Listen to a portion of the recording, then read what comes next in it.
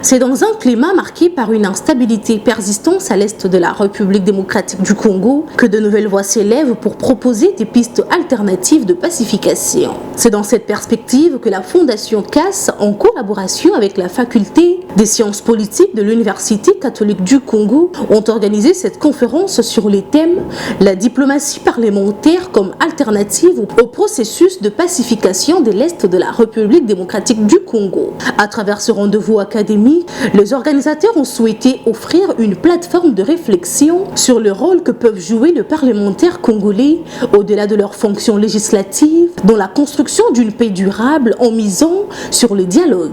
Prenant la parole, le professeur Chinanga, doyen de cette faculté, est revenu sur le bien fondé de cette matinée scientifique. Dans cet élan de cogitation, la faculté voulait démontrer qu'il y avait d'autres moyens de la recherche de solutions de ce qui se passe à l'Est qu'en utilisant la diplomatie non classique qu'on appelle la diplomatie parlementaire. Et comme vous l'avez entendu, vous l'avez vu, il y avait des intervenants de tous bords.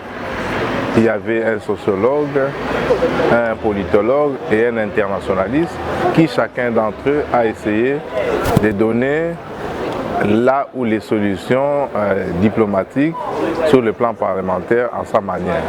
L'objectif étant de mobiliser les efforts scientifiques, les différentes théories, les réflexions pour que chacun dans son domaine, notamment l'université, puisse essayer de donner la matière aux autorités parlementaires, la matière pour pouvoir trouver la solution à ce qui se passe dans la partie orientale. Voilà l'essence de la conférence d'aujourd'hui.